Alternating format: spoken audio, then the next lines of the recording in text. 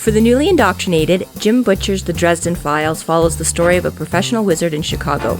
We've started our podcast as a way to help break down the series' most important moments, characters, and lore. This is McAnally's Dresden Files Pubcast by Free Flow Rambling. Conjure by it at your own risk. Welcome to the McAnally's Pubcast, brought to you by Free Flow Rambling. This is episode 8.11, Bound Thou Art, where we are covering the novel Grave Peril. My name is Tansenn, and I'm joined by Maggie. Hello, hello. And Jess. Hi. Chapter 22. Harry, Michael, and Charity arrive at the hospital.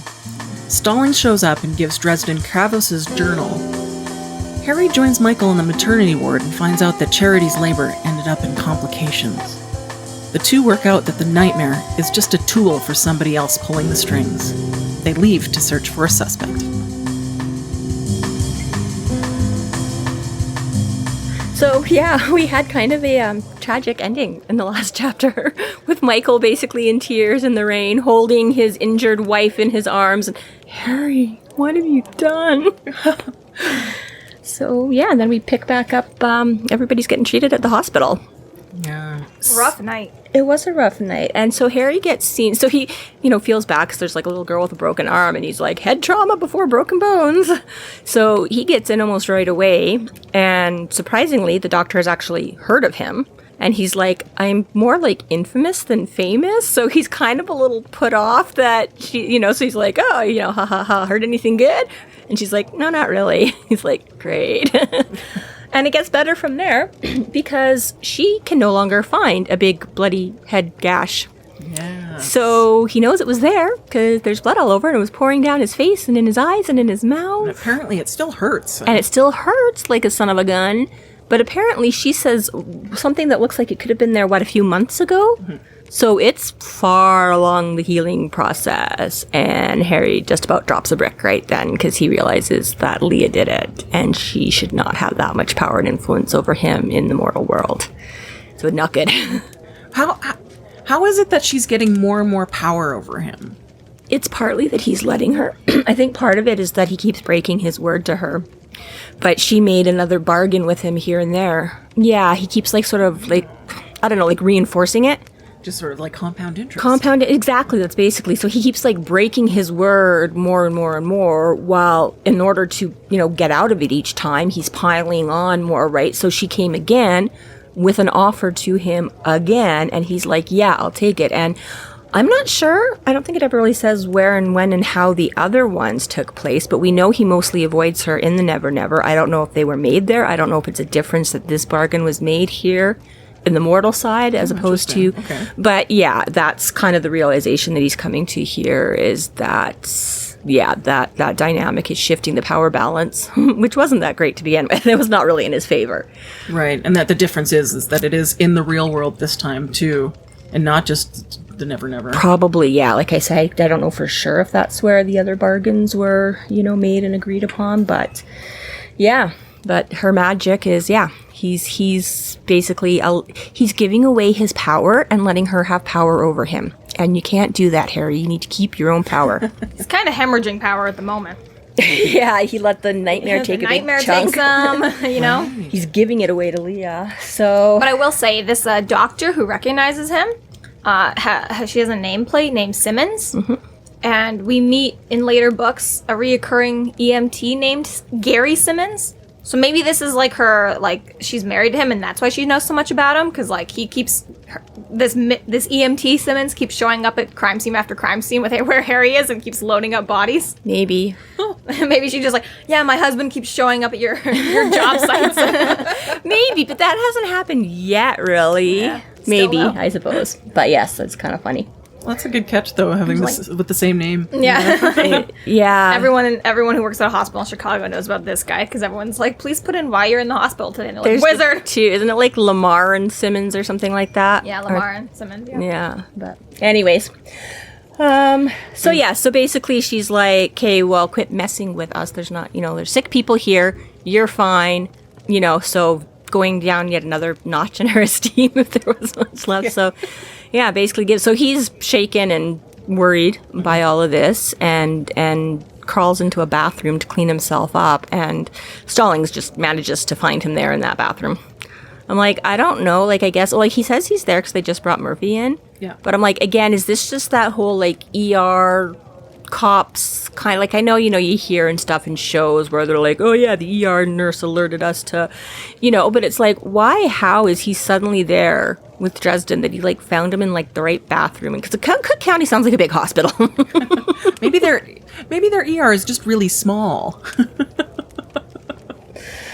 I don't know. Stallings is just that good a cop? I don't know. That's God, okay? Divine intervention. Divine intervention, yeah. It's don't mess with the plot too much. We need him to be, yeah. Because the timing works out. The timing is that it's 20 minutes after sundown. Yeah, they've just, so yeah, that's why they moved Murph. The only divine intervention is which bathroom do they both use? I guess maybe they would have just brought Murph into emergency as well. I don't know. Yeah. But regardless. So we find out that the sleeping spell? The sleeping spell. Yeah, we learned that Murphy's sleeping spell is going to last at least for another few days, and that but unfortunately that she will revert back to that traumatized state once she's wakes up. She's still stuck in that place. She's still stuck under that spell or influence.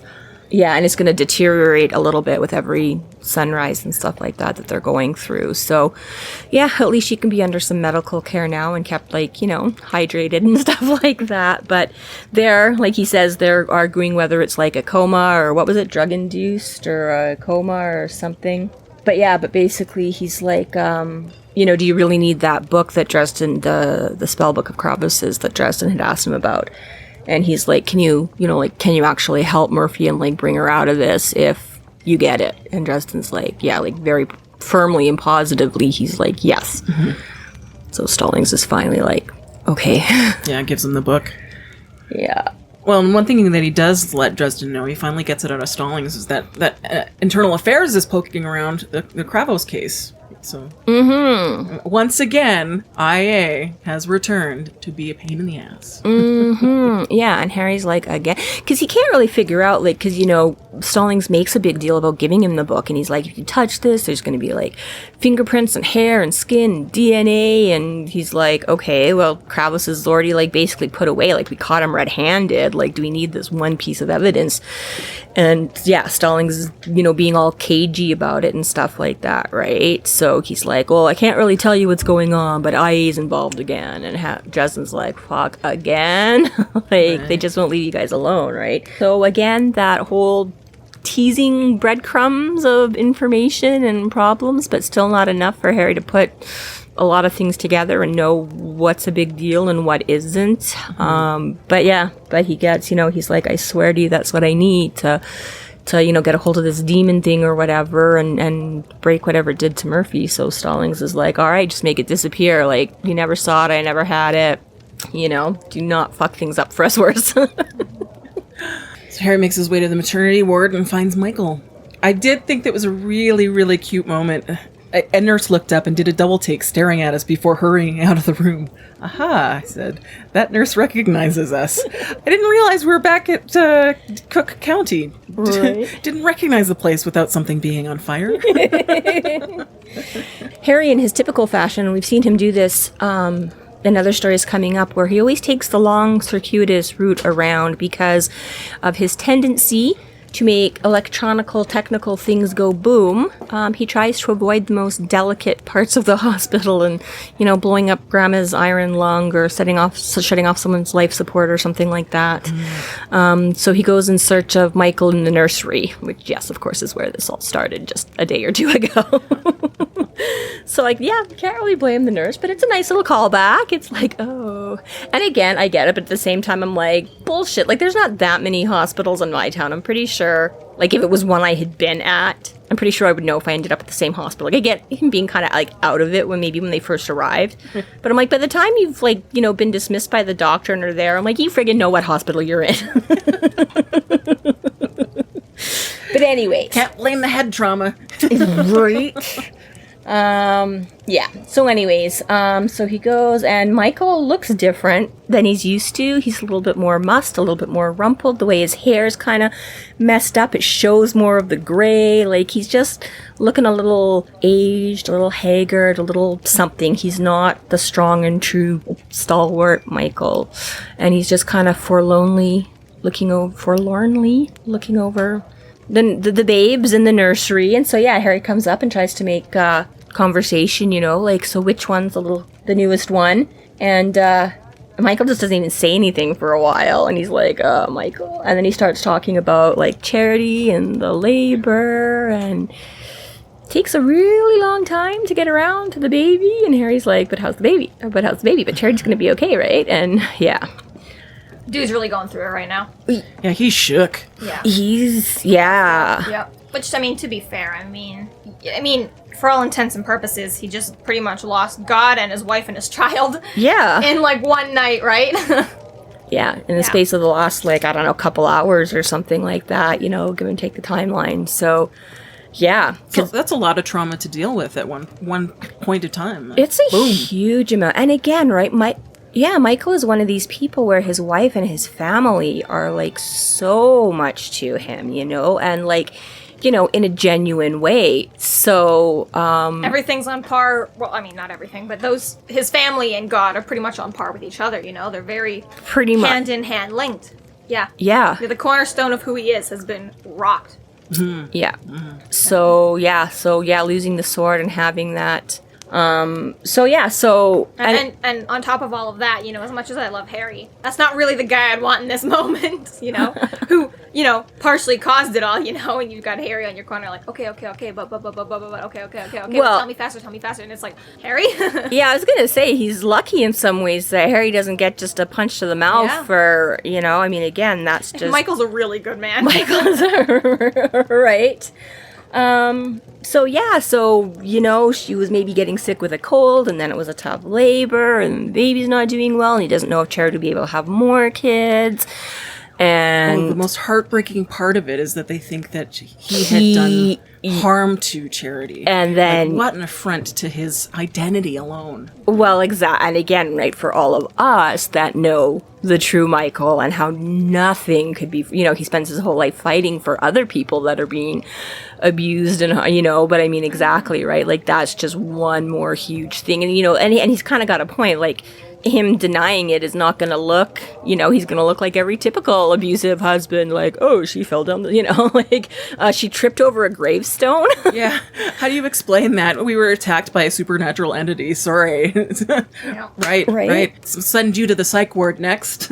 Well, exactly, right. So, yeah, that's just one more sort of crushing blow. Like, on the one hand, it's like, well, I can deal with, you know, demons and vampires and, you know, but it's like, how do you, when you're attacking, like, his integrity and his morality and that, it's like, oh, that's... Well, and to a certain degree, you know, as much as Michael is human, he is still on the fringes of the supernatural, and integrity and, you know, your image is just as much part of the power and faith, you know, and for a lot of people, Harry included, they don't get faith from God, they get faith from Michael. Or, you know, as we meet the other knights, you know, like, it's even like, you know, Murphy, who's got a little bit of faith in God, we see as the books progress, she's really more about, like, it's when Michael steps up with the sword and stuff that she's a little bit more like... Well, it's that whole actions speak louder than words things a little bit, right? When you can see Michael and the other knights and, you know, and see them actually embodying that, it makes it easier for you to believe that exactly, you right? can make it happen, right? Builds up that rallying thing. And so, obviously, you know, the random, you know, doctors and staff doesn't matter quite so much when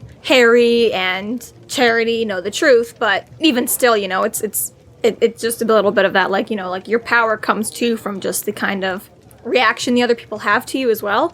Well, yeah, exactly. Nobody wants to, you know, be thought of like that. Exactly. But I just mean, like, on the supernatural front too, past just human integrity, you know. Yeah. Michael still has, you know, as much as his is borrowed and a bit removed from, you know, his own personal power, it's still just... Well, yeah, it goes along. It's almost a stain on God if there's a stain on Michael. And, I was going to say, I don't want his reputation getting tarnished and stuff like that. And when he's walking around, you know, working for God, you know, he can't be... You don't don't want to give him any handicaps to... To be fair, then this is now Michael. He basically says, like, maybe this is a hint from God that I should be stepping down. It's someone else's burden now, like... Yeah, you know, maybe there's a reason I lost the sword. Maybe I should be at home taking care of my family. There's a reason people are doubting me now, you know? Right. He's really quick to sort of lose that faith in himself without the sword. Like, the sword is really his... A little bit. And, I mean, I do, like, part of me is, I'm like, yeah, I get that a little bit. Part of it is like, wow, dude, that was... But at the same time, I'm like, you know, looking at it this time around with sort of more,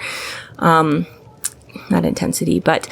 you know, I can get that, you know, like, imagine if you were entrusted with, you know, like, I don't know, the rarest jewel in the world or something like that, right? You're gonna feel so much more responsibility. If something happens and you let it out of your sight or whatever, right? Obviously, that's gonna have a way more impact on you than if you're like, oops, I lost my Starbucks card again or something, you know? Right? Like, you know... I mean, hell, even if you lose someone else's Starbucks card, you feel a lot worse than if you'd lost your own, you know? Right, exactly, you know? So it's like, yeah, I mean, if you're the one that's like, well, they entrusted me because I'm supposed to be the smartest, the brightest, the strongest, the cleverest, you know, whatever, that I'm supposed to protect this thing and keep it safe... You know, like, I can see Michael, you know, I'm like... Well, and we see Harry fall into these, like, depressive episodes constantly throughout the books, right? It only takes a couple of beatings and a couple of losses for Harry to be like, why the fuck am I even, like, I'm not the guy for this. I'm just some, like, little-ass bitch who lives in Chicago, right? So it's fair to let Michael have his moment, too. It is, but that's part of the burden of being Michael, is we're all like, but Michael doesn't have that. Michael is unwavering. Yeah, his power comes from his unwavering faith. But Michael has its moments too, and this was a lot in one night. And I'm like, yeah, I get why you're shaking. And you know, in all fairness, when God makes moves, He makes some pretty big moves. You know, burning bushes, floods, like, you know, I could see Michael legitimately being like, maybe there's a reason. Like, I didn't lose the sword; he took it away from me. Right. You know, this is, he's not going to pop in for tea and be like, so Michael, I was thinking it's, going to be some big cataclysmic event or something like that to prove he's unworthy or, you know, sit up and take notice. I don't know. Mm-hmm. So, so basically he wants to just stay there and sit it out and look after. And Harry's like, no, now's the time to act. Like, now we really know we're getting somewhere because this guy's getting desperate and, you know, like, now we really need to go after him. And Michael's like, yeah, no, you don't need me. I don't think so. And Harry's like, please, like, I cannot go out there. Like, even if you don't have the sword and a big, like, weapon, I'm like, you're still smart. You're still brawny. You're still, like, come have my back, please.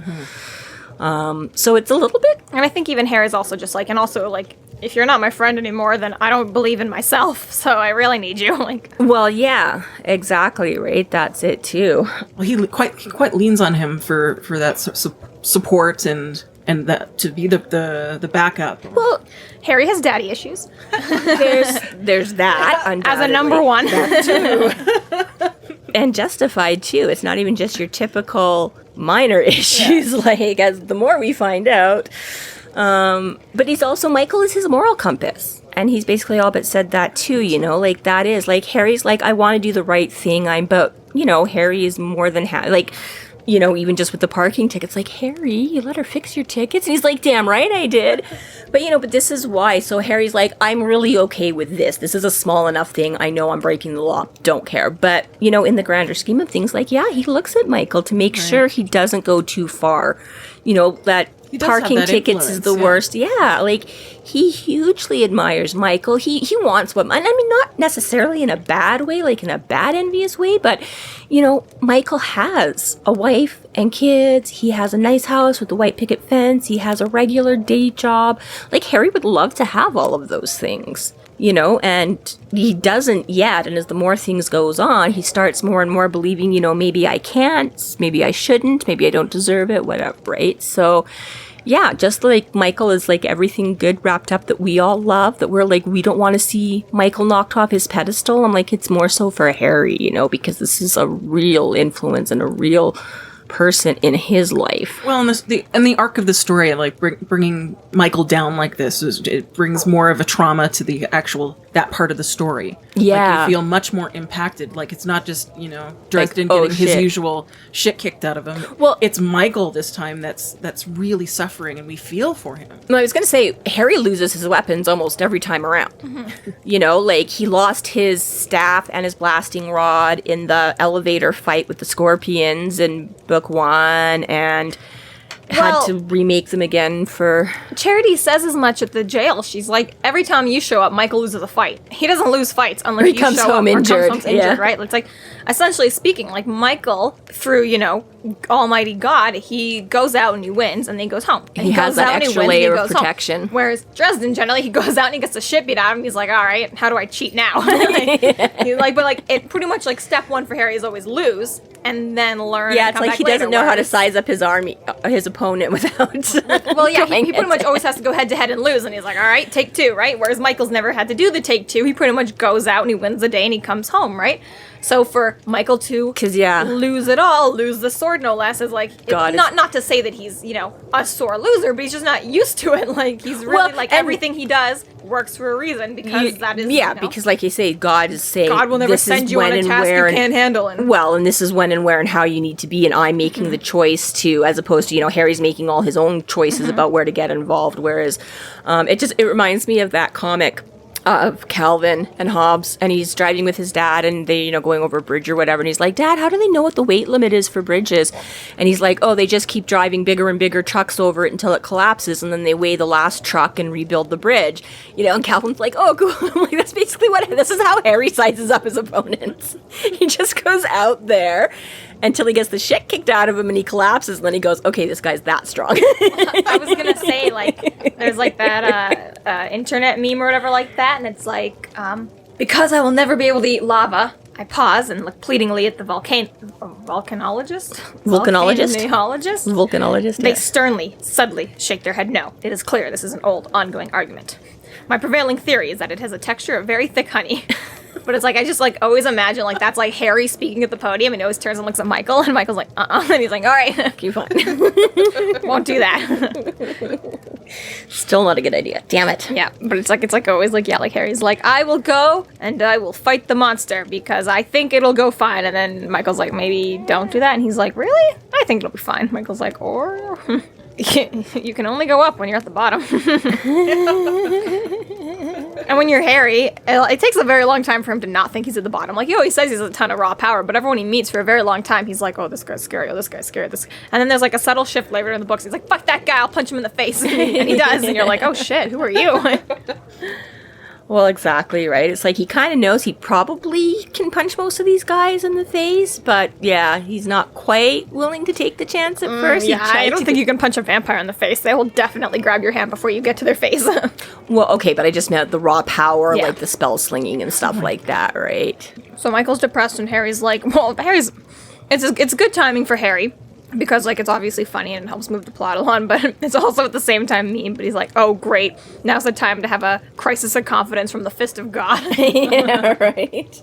All right, Harry. Right. So yeah, they figure out, so part of what Harry has been doing, and while he's talking with Michael and stuff like that, is he also figures out that even with the bite that the demon took of him and having sort of some insight into Harry's friends and things like that, he's like, but a demon's still a demon, still a demon. Like, it should not have understood the nuances and compassion and empathy of why my friends would be important to me. If it's their...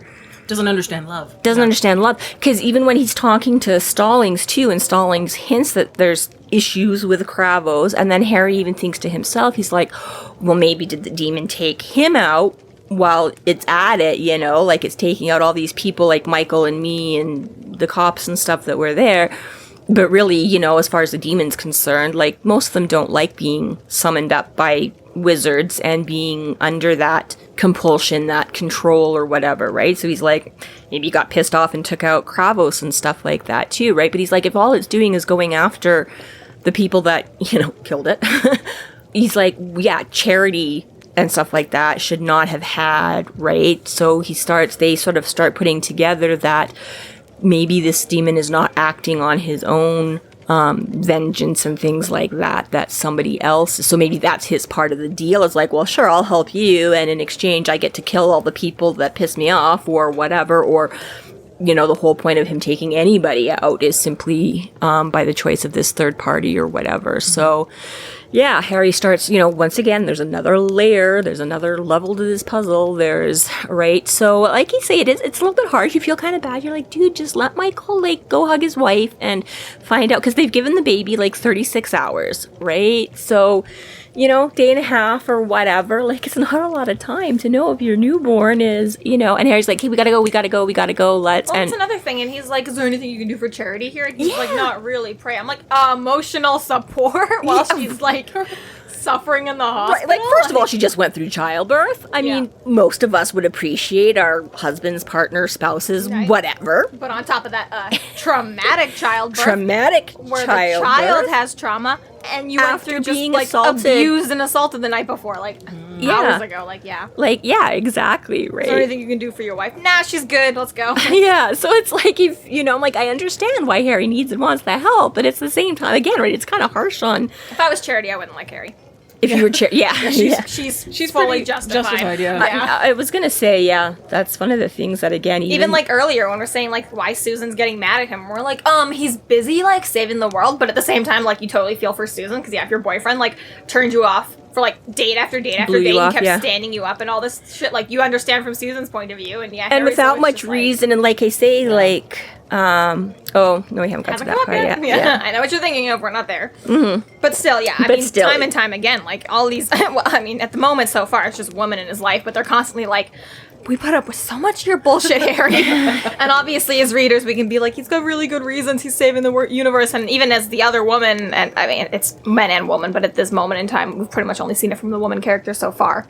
Even Murphy, when he's blah, I gotta go do this. I don't have time to explain it to you, right? Yeah. And it's just Well, he lacks a certain amount of clear communication skills, because he's trying to always hold the cards close to his chest and not get anybody in trouble. He almost says, or he doesn't say, sorry, he almost has this lack of empathy in a way, when it goes for others. Compulsion. He's just no, he just doesn't have the emotional intelligence to think from other people's point of view. He's I'm justified. I'm good to do this, right? Well, whereas everyone else is bitch, think about it from my spot. Well, this is it, right? He can't, divulge council secrets and things about wizards at large to Karen.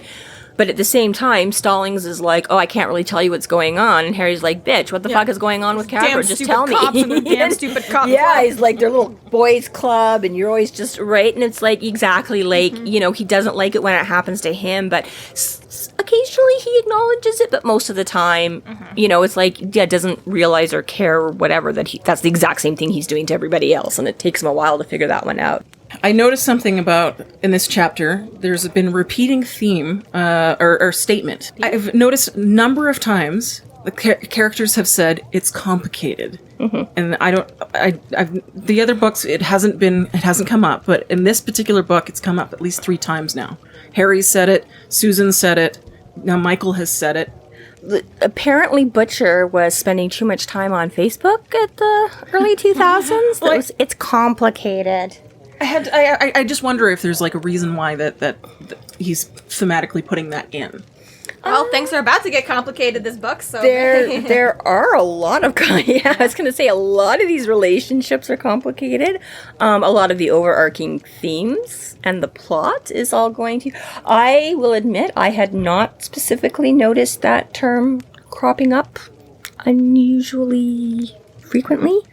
So, yeah, I'm not sure if that's a specific or not. I'm going to watch for it now. Yeah, now I'm going to be every 5 seconds, so... Now it's not going to show up for the rest of the book, now that'll be it, because, I just searched it in the ebook. It's going to show up one more time. Woo! As soon as you brought it up, I searched the word in the ebook. Nice. It's used 6 times total in this book, by the way. Oh, wow. Okay, see that, then there's definite... Comes up, yeah. Yeah. So they try and scope out if they've got any shared enemies or anything like that maybe that's what's controlling the cat's paw and that's why it's coming after both of them. Oh, really? But unnecessary conversation when they're do we have any shared enemies? And they're both pretty much the entire world hates both of us. And it's that was a narrow it down. worthwhile conversation. Especially because it's established that they really don't work together that often, at least at this point. Like, they've had a time or two when they've both met up on the same job, but it's not like they have that many overarching. They're just both like, everyone hates us because we fight monsters. Hey, everyone hates me because I fight monsters. That just covers them all. It's like, all right, why did you even talk about that? Pretty much, just like, Wait, is there something specific? Like, literally, yeah. Like, it's like, it would have been cool if they'd started, like, you know, well, we've worked on, like, case A, case B, case D, and case C, or if I don't know, the alphabet's really hard. Jessica, we've already tried to ban math. If we have to take out the alphabet too, we're screwed. Oh man. Point is that, like, that would have been cool if they'd, like, you know, rapid fired a couple of cases they've actually worked on each other. But yes. Get rid of the alphabet. I'm done. Yeah. The point is that, yeah, either way, the useless conversation, you could have thrown in some fun shit for us and they didn't. So what was even the point? Yeah. And then Michael brings up the godmother and he's like, so, he's like, you know, I'm not one to, like, I don't think it's my place to judge. But yeah, but Harry is like, you have butt face. Which is, like, one of the best lines from Buffy ever. Giles is trying to talk to her, and she's like, you have butt face. And he's like, excuse me? She's like, you look like you're going to say butt. Oh, I didn't recognize that. Yeah, well, he doesn't specific. That's not the actual, just makes me think every time. Because Harry's like, I hear a butt coming, and all I can think every time is, you have butt face. Okay. Yeah. So he's like, yeah, how did you get mixed up with her? Like, she's bad. He's like, some are merely alien, but she's, like, malevolent. And Harry, like, gets that little, like, heart pain and stuff like that. And he's like, oh, it wasn't really me, it was my mother. And he's like, how could your mother do that to you? And Harry's like, I don't know. Yeah, he's got issues. Poor boy. Mommy issues now. Right? So, yeah, he's like, I don't understand why she would do that to her child. And Harry's Which is a just fair like, thing I don't for know. Michael to ask, too, because essentially, like, the only way to get rid of a deal is if somebody else takes your deal. Or you fulfill it or whatever. Well, Like, yeah, either exactly. you fulfill it or someone else takes your place. Like, that's actually, like, the Buys your Leanne debt. Seed's, like, her actual, like, shtick when you read her stories. Like, Yeah. the only way to get out of her deals is to put someone else in your deal. Yeah, you Right? can sell off your debt. You can and sell off seem your debt to like someone that, else. So but- essentially, yeah, it but totally seems eventually like- somebody is cashing that marker in. It totally seems like Harry's mom either A, put it on him, or simply because of her untimely death, it got put on him. So Yeah. whether or not it was intentional or not by Mama, Yeah. it does seem like very, like... Although he yeah. is her godmother. Well, I know, not which just- makes it seem more like it is Margaret Le Fay's doing. Yeah. More intentional But than not. again, yeah. as you say, due to her untimely demise, Harry didn't know. Harry doesn't know yet. But again, so yeah, it is a little bit, yeah, Harry like, I don't know. Like, yeah. No. Was kind of... Again, he's like, it was a child's pain. But yeah, he's like, I don't know why the fuck my mom saddled me with this saddled bitch. me with this, evil fairy godmother. And But she did. so, yeah, and he's like, whatever, it's not important. And Michael is like, it is to me. And he's like, ooh, yeah, I'm dealing with like a righteous kind of, consequences matter. And where some people, like, the ends justify the means, not so in Michael's case. He's like, no. So Harry does his best to fill him in and let him know what's going on there. And, placates Michael for now, appeases him or whatever. And he's all like, oh, we'll get the sword back, like, blah, blah, blah. And Michael's like, but, like, in time, I don't know. And this is where he kind of goes off on his, maybe I shouldn't be, maybe my time with it is past. And Harry guilts him into or convinces him or whatever exactly. I think guilt is the right word, because Harry straight up says at the end of the chapter, I feel guilt. I just say Michael is quite the incredible man because he's willing to forgive Dresden for misusing it and losing the sword. He's like, what's done is done. Yeah. Which is Turn the other cheek. yeah, just like this is that sword is his life for him just to be like, okay. It ain't no Starbucks card. It's, Yep. Yeah. And that's why, why Michael's a fictional character. Yep. So, whatever. You I both mean, could be Michael this and good. Harry, I guess, They're bros. they're bros. They agree. They're gonna go out and solve this shit. Yeah, he's like, he's got someone watching the kids, so let's go kick some ass and stop this guy from preventing anybody else and hopefully save, your wife and Murphy and all this and stop the madness crazy. Because again, Charity doesn't seem to have got as much of it or for as long, but he still literally stuck his fingers in her head kind of thing. Like, he messed around in there a little bit. So while she's not in the catatonic state that Murphy's trapped in, like, he still poked around in there and did some damage. Well, just Right. thankfully, you know, Dresden was kind of right on his heels, and then Michael, that, you know, he didn't get to do as much, but you got to think that there's still some leftover psychic trauma happening there. So again, presumably dealing with this guy will help her that way too, even if they can't do anything physically. So yeah, so Michael finally gives in. All right, let's go.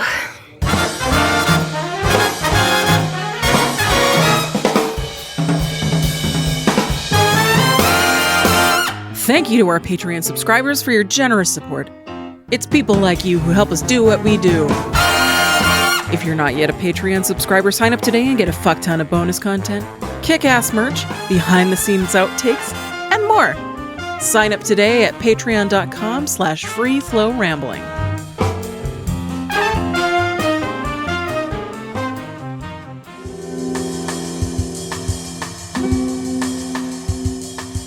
Chapter 23. Dresden and Michael return to Harry's apartment where he sets up a spell to make contact with the nightmare. Dresden calls upon the nightmare and binds it to do no harm to anyone but Harry himself. The two plan what to do next. Okay.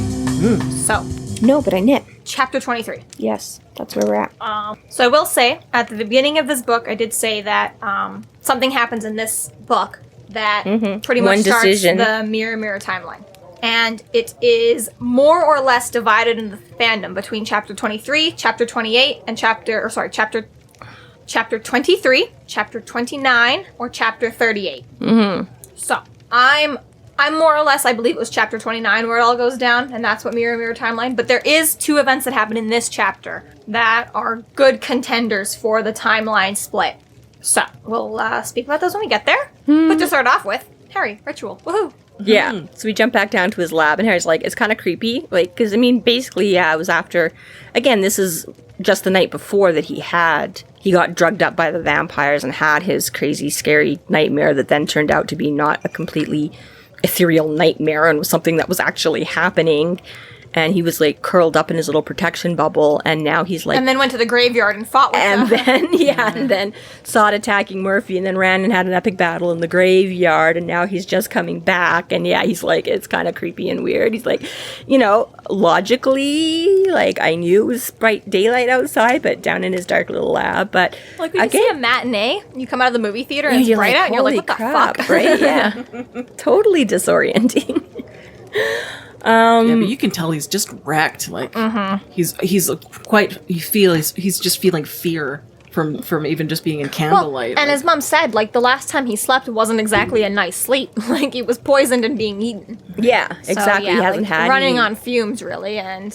Yeah, I had that just the other day, and it wasn't even a bad dream. I can't remember what was going on now, and I remember sort of waking up and being like, it wasn't even like I was fighting with someone in my dream, but whatever it was, there was just really strong emotions going on then, and I woke up kind of a bit, and like I say, it wasn't even anything traumatic, you know, nothing had bad happened, I wasn't fighting with someone, because I have those ones too. You wake up and you're still just like, you're like, okay, I know it was a dream, but I'm pissed off, you know, but whatever it wasn't even anything like that. So like you say, something as real as this, and again, like the horrible deaths of everybody else in that dream.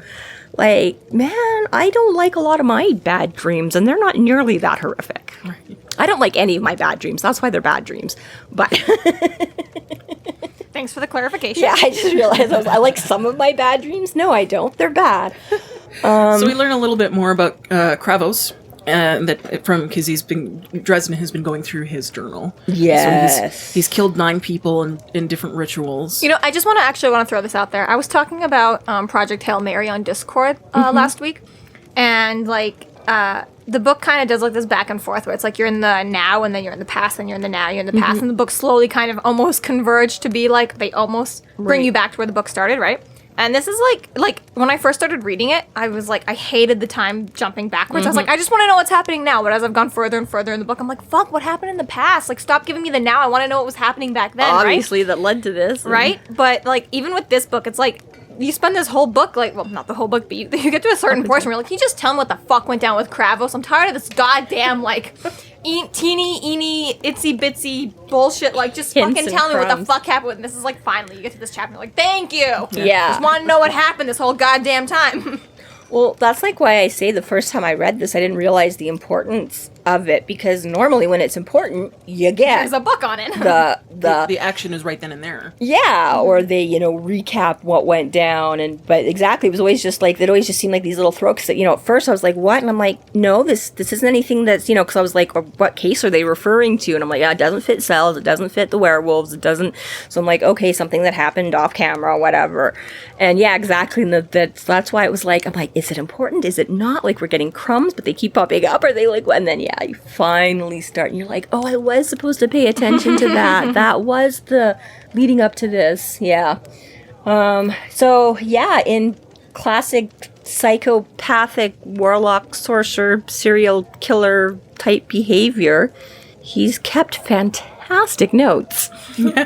And documented everything. Yeah, blackmailed women, him. Children. Used drugs to get into ritual orgies for his magic. And Yeah. And then, yeah. all sorts of terrible things. Yeah. This is like a reskinned Shadow Man. I was thinking that, too. I was like, my note here sounds a lot like Shadow Man. Yeah. Similar. And that's, well, I mean, he does kind of say, seems standard operating procedure for guys like Kravos. But yeah, exactly right. They learn what easier, emotions are there to tap into than like anger and lust kind of a Which thing. really, right? I mean, Things like, that they get got it you- from the vampires, Drug everyone up, throw them into an orgy, have fun. Yeah, right. Oh, you funny evil humans. The monsters were doing it first. Right. Everything old is new again. They just think they invented it. So yeah, so basically a lot of icky, terrible stuff that he doesn't really want to have to read through, but lets him know what's going on and it gives him the demon. Yeah, he definitely finds out how does he say that? Azorthragal. Azorthragal? Yeah, that. I think I'm going off Marster's pronunciation there. I think Marster says it differently. Zothragal? Yeah. Zorthragal? I thought it was an O, and I just listened to this chapter in audiobooks, and I thought the first letter was an O. So, Azorthragal, I don't know. Anyways, bad guy. Blah, blah, blah. Yes. You're not supposed to know guy. the true pronunciation. Right, exactly. We don't have the book carefully marked out. It would be too dangerous to give out that information properly.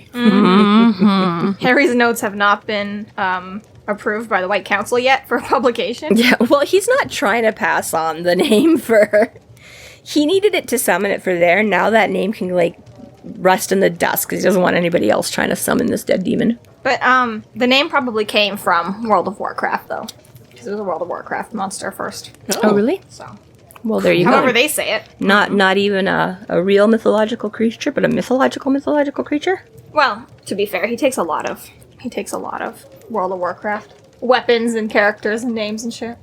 I didn't realize that. Oh. Guess that's kind of fair. There's that with D&D stuff, too. Sort of the more I go Oh, through Jim that and listen Butcher, to you're a stuff, how nerd. Right. But just stuff keeps popping up on Instagram and things like that too now, and it's all these things that you're like, oh, I never really realized that was just a D&D. It's just common now, but you're like, oh, it's something they made up for that. It's like, well, everybody knows what one of these are now, but anyways. Right. We do learn the difference between names and then names with a capital N. Mm-hmm. How they can be used and how they can change and get stale for people, but how demons are very consistent. Yeah. I really like that Concept? It's very well thought through. I like it. It is. Well, and it's very comforting as a person because you're like, oh, I'm not that person anymore. Nobody can. But at the same time, it's also, gives him that good reason for why magic never works for the rest of us. And the real, Harry's like, well, you can just do this and you can just do that. And it's super easy as long as you know how or you have enough. He's like, anybody can draw a magic circle. But there's always these little caveats. And this is the one right here where he's like, well, really, you can get in anybody's head if you have their name. But human beings are so complex and so fluid and always changing that you're gonna be screwed if you try to. It kind of has double purpose there for a little indemnity clause. Yeah, literally. He's like, yeah, but yeah, and again, we've heard this before. It came up specifically in Stormfront, all about names and things. I don't think we got as much of it. I don't think it went into quite as much detail. No, though, as Full this Moon does. didn't really, have anything to do with anybody's name as such. But yeah, here we're getting the emphasis again, and yeah, how important. So because all these, Because there is a difference between the demons and human. yeah, it's we change our minds and we go through events that make us new people, whether they're traumatizing or Strong emotion. strong emotion or whatever. So Yeah, sort of using that cliched, people always grow and change and never stop, but also in like sort of giving it a different sort of meaning, making it a bit more meaningful, you know? And it's like, it's good because now nobody can like hunt you down and like explode your heart because you're not the same person as you were yesterday. So, yeah. So yeah, that is a whole interesting kind of concept on that whole thing and the human condition. Yes. Yeah. So Dresden begins to create a summoning circle with objects that the nightmare has touched. We're associated with. Yeah. His shield bracelet. Michael had given his wedding ring charities. He took the nameplate for Murphy. Yeah. The original, the paper one she had for so long before they got her a real one. And then Malone had turned up Mickey's retirement watch. Yeah. So. Yeah. A trip to the Grateful Malone household. Yeah. So basically, yeah, things that are connected to everyone that's been targeted so far. Yeah, again, just as Harry sort of said, it's a bit like names and things like that, but just another way to make a link between people and things. So, yeah. So he has, doesn't he has like the incense circle, and then he has like the copper ring. So the copper ring is going to do, like that's like the cage basically that's going to do, but he's sort of done another ring. So it's like the copper circle is there, and then Harry's sitting outside of that, and then does this other ring around himself with all these things. So he's not, you know, sort of in the one he wants to catch him in, but he's still closing himself off from other magical disruptions and things in order to work this other spell he wants to, you know, it's like he's gone into a clean room to do his thing, so he's still got to mess with his stuff, but he's blocking out other things around him. It's like an entrance with two doors. You go in the first one to get into the second one. Pretty much, exactly. He's building that extra buffer in between. So Michael interrupts the start of the circle already to ask if he's finished. Like, are you done yet? Are you done yet? Are you done I know. yet? Apparently, he doesn't realize how long it takes to set up. He's like, I can't just go down here and be like, abracadabra. It's like, I gotta get all this stuff. I gotta place it all around. I gotta draw my circles. I gotta... Michael's like, are you done yet? Are you done yet? And it's so funny because Harry's like, I couldn't keep the irritation out of my voice. He's like, no. And again, this is a nice little exchange. We've kind of talked about it before, but again, this is sort of where you get it, right? It's like Michael can tolerate it, but he doesn't really condone it. Yeah. So again, when he's out there doing things, anything sort of magical or could be perceived as such is, again, he feels like it's coming directly from, you know, his Lord and God, and therefore but he's not really sure about what Harry's, because Harry's not calling upon God to help him. He doesn't know what Harry's. So again, I'm like, Harry gets good results. Harry's not inherently evil. You know, Michael soul gazed him, but yeah, it's like I tolerate it. I don't really trust or know, right? So yeah, again, just that little, so yeah, he's not actually going to come down there and you know, see what's going on and know where he's just hovering around up top. Like, I mean, really, this is where he should have been like a few hours ago. This is almost like the nervous father pacing around outside the ring. You know? Is the baby here yet? Are you guys all done in there? It's like, I don't actually want to see any of the icky parts. I just want to, so... Dresden continues to call in the nightmare through the spell. But it isn't really successful at first. It sort of flounders a bit until it finally catches his mark. Yeah. Well, he said, I mean, he said originally that, like, you know, he's not looking for the demon, he's looking for the ghost of the demon. Mm-hmm. But he's finding, like, even that's not enough to attach. He's got to really focus on, like, the, you know, energy, footprint, fingerprint of this thing to really when he starts thinking about, you know? like, the barbed wire spell and the damage it's been causing, that's when it seems to get a stronger link and zero in on it more. Yeah, but a little bit more metaphysical to... Mm-hmm. Yeah, and that's the thing. Yeah, he's kind of surprised because he kind of, you know, goes questing out there and figures it'll be a pretty quick, direct thing. But this is the thing, Harry doesn't do a lot of demon summoning on whole yet. I mean, we've seen him do a little bit. Basically, he's like, yeah, it's not really what kosher wizards do on the everyday kind of You're thing. not allowed to do it, but I've done it once a book so far. Okay, he didn't summon the one in Stormfront. He just broke the control. He just called the name. He did summon one for information in And then again, this one, but yeah. So sort of once a book, but not really. Anyways. 2 out of 3? 2 out of 3. But yeah, but he expects basically it's just going to be like a boom, I'm going to call it, there it'll be. And so he's surprised. And whether that's because he's a little lacking in juice because of this chunk that's taken, whether it's because he doesn't have as big an understanding about demons in general, whether the ghost of a demon is different enough from a living demon, like, Harry's not quite sure what it is that's making this different and affecting it. Harry doesn't know shit. A lot of the time, no. Except trying to piss off his girlfriend. This is what we're good. This is weird. The quote that he uses, though, he's like, the spell quested about in the Never Never, like the blind tentacle of the Kraken scouring the deck looking for some hapless soul to grab. Mm-hmm. No spoilers. Interesting description there, buddy. Who doesn't love a good Kraken now and again? Mm-hmm. Say no to Kraken. Crack-a-lackin'. Say no. But yeah, the other phone call, because he gets a few interruptions before he gets started. One is Michael, and then just as he's getting started here too, once he starts to latch onto it, I guess not prior to, but once he's starting to get a hold of this thing and trying to get a grip and bring it in, and then he hears the phone ring. Yeah. And, and so he's literally metaphysically, He's literally wrestling. Spiritually wrestling with this thing, trying to, get that lasso on and rope it in. And Michael's like, hey, got a phone call. He's like, little busy. He's like, it's Susan. Okay, I can't talk right now. It's like, but she says it's really important. He's like, Fighting with a demon. It's like, little busy here. But even Michael seems to be very Harry, you really got to take this call. She really needs you. She's been trying to get in contact with you. And this is a little bit, the difference between Harry and everyone else who's Michael's like, my wife is calling, my wife's in labor, I should be with her. And Harry's like, fuck it, we're fighting demons, And Michael's like, Susan really needs to talk to you. And he's like, I'm on the phone with a demon already. Yeah. But this is one of those big moments that people think if he'd let go of the demon and taken Susan's call, could have changed the timeline forever. Right? Oh. And this is entirely true.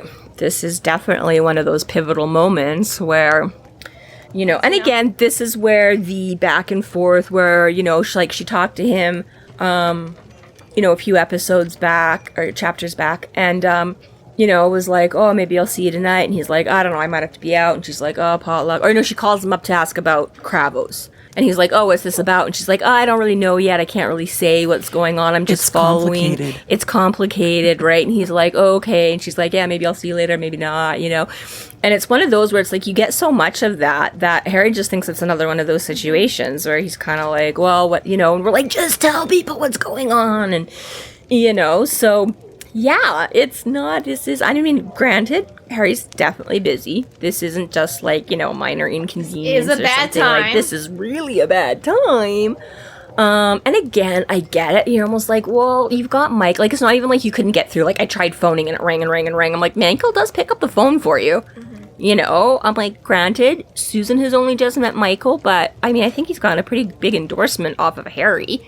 And obviously he's there answering Harry's phone, there's shit, Yeah, tell Michael. Yeah, either, even if you don't give him the whole story or what you're, at least even tell that whole, leave a message thing is even if you don't want to give the information directly to and Michael, be like, well, fine, if he doesn't get back to me in the next 10 minutes, tell him this is what I'm doing or whatever, and let him deal with it But yes, no, of course not. Again, that lack of communication. Yeah, proper communication, lack of plot. So Yeah. yeah. So does not take the call. Gets his attention back on, like you say, starts honing in on not so much just the demon, but what it's been doing and causing, and that. You know what it's like to date a 26-year-old man. Yeah, right.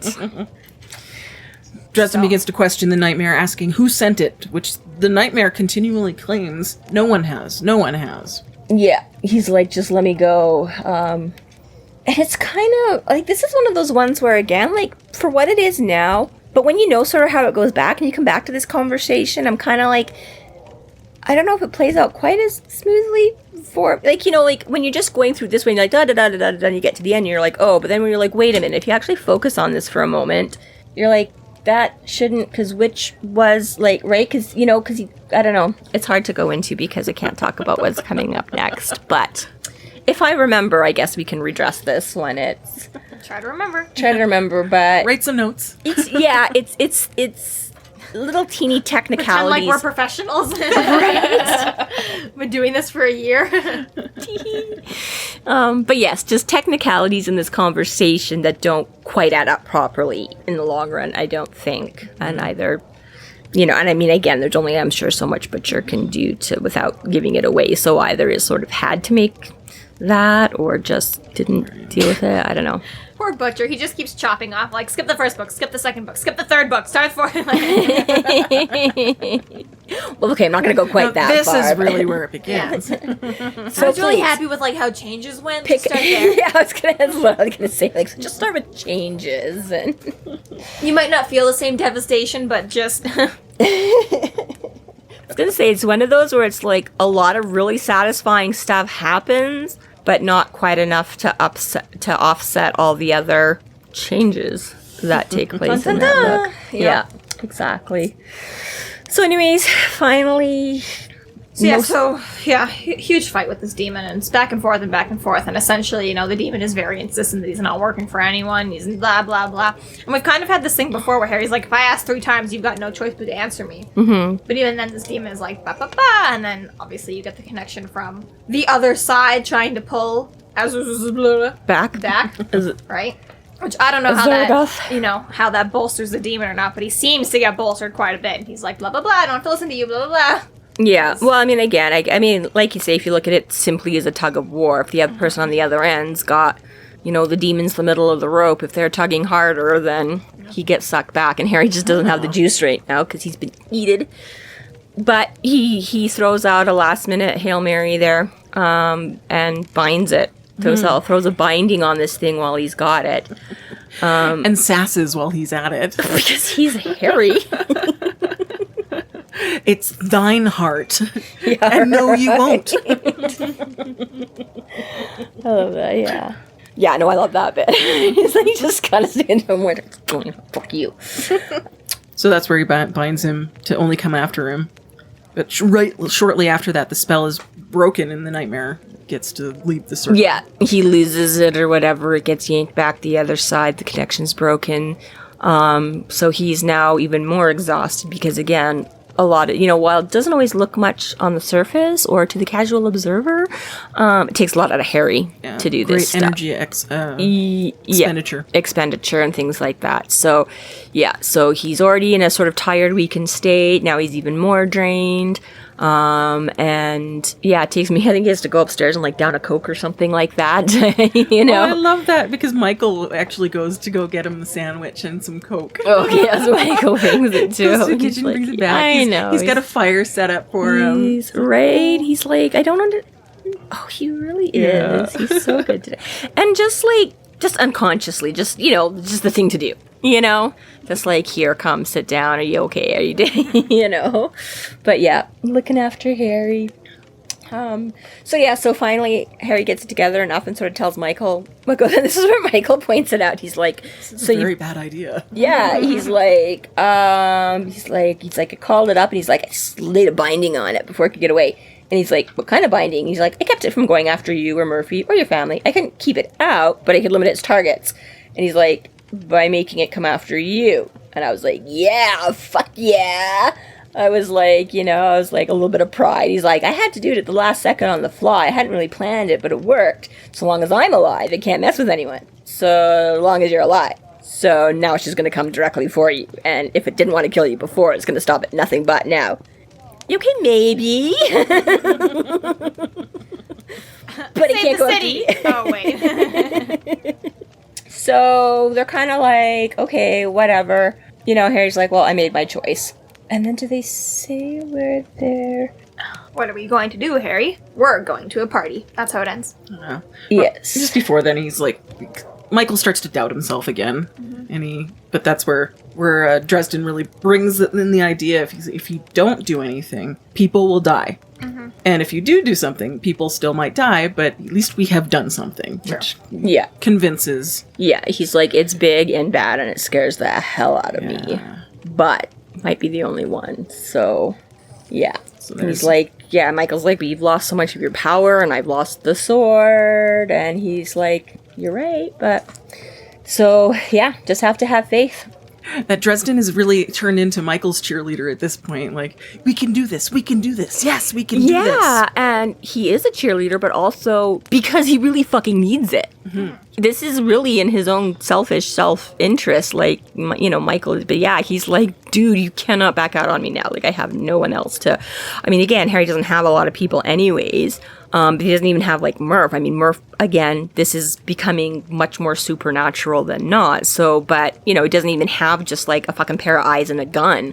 It's like, she's, taken out, and at this point, Harry doesn't really have any other allies or friends or, you know what I mean, to fall back on or anything like this. So, it's like, you're like, come on, Michael, go. And, but at the same time, you're like, really? Harry's just being, like, really super fucking selfish and a stuff. little like, self-interested. Because it's very he's like, I need to, I mean, it's half and half. He's being selfless in the sense that, he bound this thing to him without, thinking of the consequences there. He's going out to face this thing because somebody needs to make, but at the same time, it's also selfish because he's like, I don't want to go do it alone. Like, we have to make it try. But it's like, please come along and please try and save my ass because I don't know if I can. But time to get your party on. So there was, I said, 2 things in this chapter.